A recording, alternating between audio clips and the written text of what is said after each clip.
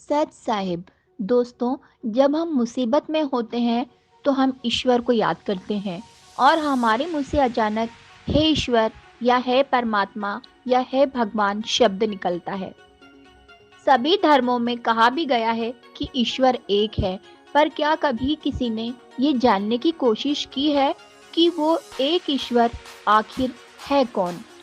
हमारे मन से मुसीबत के समय निकले हे ईश्वर शब्द का अर्थ हम सभी ने अभी तक जिन जिन भी देवी देवताओं की हम पूजा करते आ रहे हैं उन्हीं से लगाया है, जैसे गणेश जी, हनुमान जी, शिव जी आदि।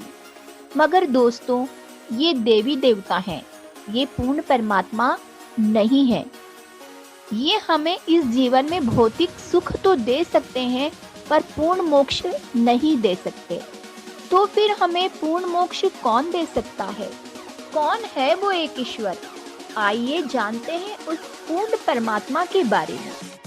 पवित्र वेद, शास्त्र और सद्ग्रंथों ने यह प्रमाणित कर दिया है कि वह परमात्मा मनुष्य सदृश है, भूलोक के तीसरे पृष्ठ पर विराजमान है तथा राजा की भांति रहता है। वहां से गति करके आता है तथा अच्छी आत्माओं को मिलता है।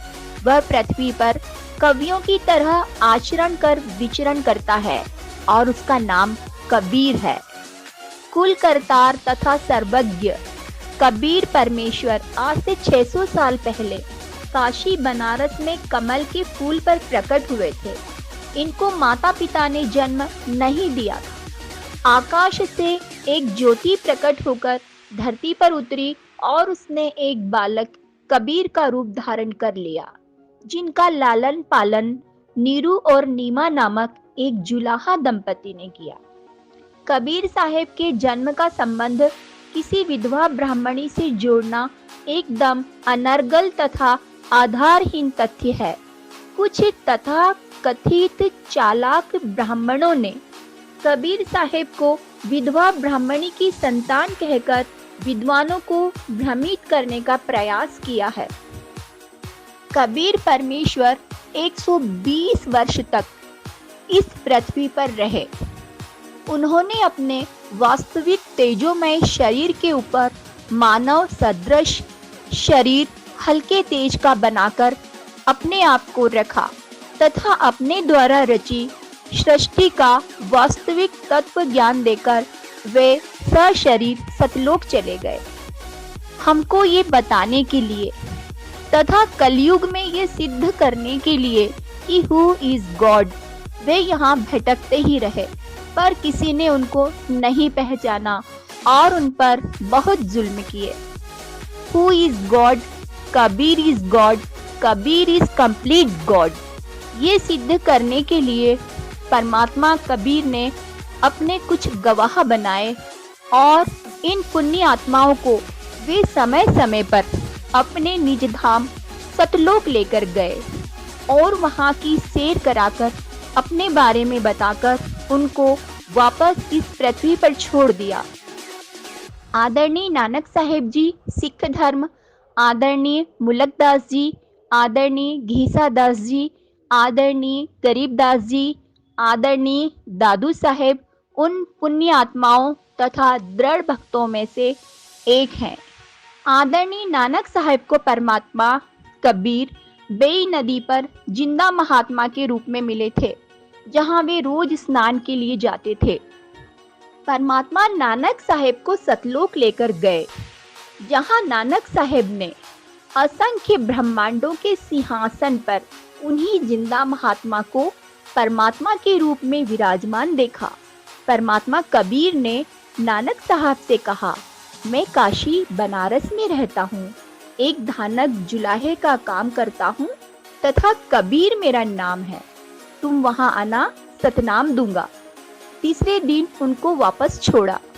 नानक साहब मोदी खाने में सुल्तानपुर नवाब के यहाँ नौकरी करते थे। परमात्मा की प्राप्ति की तड़प के लिए उन्होंने नौकरी त्याग कर काशी जाकर पता किया तो देखा कि परमात्मा झोपड़ी में बैठे हैं तथा खड्डी पर जुलाहे का कार्य कर रहे हैं। तब नानक साहब की आंखों में पानी भर आया और उन्होंने कहा, पाई सूरत मुलक की वेश है ठगवाड़ा ठगी देश खरा सियाणा बहुतावार धानक रूप रहा करता। लोगों देखो, ये बैठा है भगवान, धानक कबीर के रूप में बैठा है। ऋग्वेद मंडल 9 सूक्त 86 मंत्र 26 से 27, ऋग्वेद मंडल 9 सूक्त 82 मंत्र 1 से 2, ऋग्वेद मंडल 9 सूक्त 96 मंत्र 16 से 20 आदि तथा पवित्र बाइबल, पवित्र कुरान शरीफ, सूरत फुरकानी 25 आयत नंबर 52, 58, 59 पर लिखा है, फला तुतियल काफिरन व जहिदहुम बिही जिहादन कबीरा कबीरन, अर्थात वह कबीर अल्लाह कबीर देव पूजा के योग्य है। गुरु ग्रंथ साहिब के 1257 पृष्ठ पर राग मल्हार मेला पहला में बताया है कि परमात्मा कैसा है। बागे कपड़ बोल बैन लंबा नक काले तेरे नैन कभू साहब देखिया बहन। फिर परमात्मा को निराकार क्यों कहते हो? कबीर परमात्मा कहते हैं, वेद मेरा भेद है, मैं ना मिल वेदन के माही, जोन वेदों से मैं मिलूं वो भेद जानते नहीं। सत साहेब बंदी छोड़ सदगुरु देव रामपाल जी गुरु महाराज की जय हो।